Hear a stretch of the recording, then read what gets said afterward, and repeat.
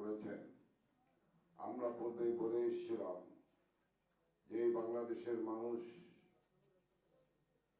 একটি নতুন মাত্রায় যোগ দিয়েছেন। দেশের মানুষ নতুনভাবে যাত্রা করেছেন। দেশের মানুষ এক জাতীয় জাগরণের সৃষ্টি করেছেন। 1970-এর নির্বাচনের মতোই বাংলাদেশের মুক্তিযুদ্ধের চেতনায় বিশ্বাসী বাঙালি জাতি ঐক্যবদ্ধভাবে শেখ হাসিনার নেতৃত্বে ঐক্যবদ্ধ হয়ে এবারে নির্বাচন লড়াই মোকাবেলা করেছেন।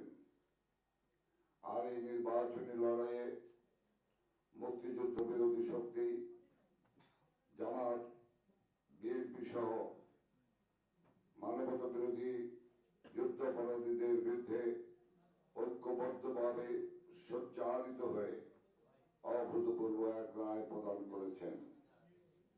যদিও নির্বাচন কমিশন এখনো চূড়ান্ত ফলাফল ঘোষণা করেনি, ফলাফল ঘোষণার পথে রয়েছেন, কিন্তু আমরা বিশ্বাস করি নির্বাচনী আমাদের দলীয় মাধ্যমে প্রাপ্ত সংবাদ অনুযায়ী আমরা বিশ্বাস করি যে জনগণ আমাদেরকে বিপুলভাবে বিজয়ী করেছেন। আমাদের এক অভূতপূর্ব বিজয় এই দেশবাসীর সম্পন্ন করেছেন। আমরা পূর্বেই বলেছিলাম যে বাঙালি জাতি আর সেই মানসিকতার জায়গায় নেই। তারা আজকে ঐক্যবদ্ধ উন্নয়নের পক্ষে, শেখ হাসিনার উন্নয়নের পক্ষে, শেখ হাসিনার অগ্রগতির পক্ষে, শেখ হাসিনার শান্তির পক্ষে, জঙ্গিবাদের বিরুদ্ধে, শান্তি শৃঙ্খলা যারা বিনষ্টকারীদের বিরুদ্ধে ঐক্যবদ্ধ এবং বাংলাদেশ বিরোধী সকল ষড়যন্ত্রের বিরুদ্ধে ঐক্যবদ্ধ। আমরা দুঃখ ভারাক্রান্ত হৃদয় বলতে চাই যে খেলায় নেমেও খেলোয়াড়ি মনোভাব রাখতে পারেননি। সেই চিরাচরিত ভাবেই বিএনপি, জামাত, আবার কামাল হোসেন গংলা নির্বাচন প্রত্যাখ্যান করেছেন। নির্বাচনে জনগণ দ্বারা প্রত্যাখ্যিত হয়ে নির্বাচন প্রত্যাখ্যান করা এটি অস্বাভাবিক নয়, স্বাভাবিক। আর ডক্টর কামাল হোসেন সাহেব তিনি এমন এক জনগণ দ্বারা প্রত্যাখ্যিত ব্যক্তি যিনি নির্বাচনে অংশগ্রহণ করার মতো পর্যন্ত সাহস বা জনগণের উপর আস্থা রাখেননি।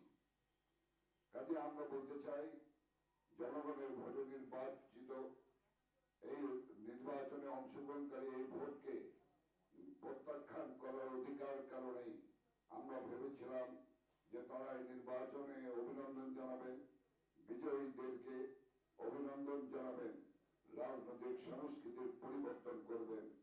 কিন্তু আসলে তারা সেই রাজনীতি থেকে বেরিয়ে আসতে পারেনি, অপরাজনীতি থেকে, অপসংস্কৃতি থেকে, রাজনৈতিক সংস্কৃতি থেকে বেরিয়ে আসতে পারেনি। আমরা আপনাদের ধন্যবাদ জানাই।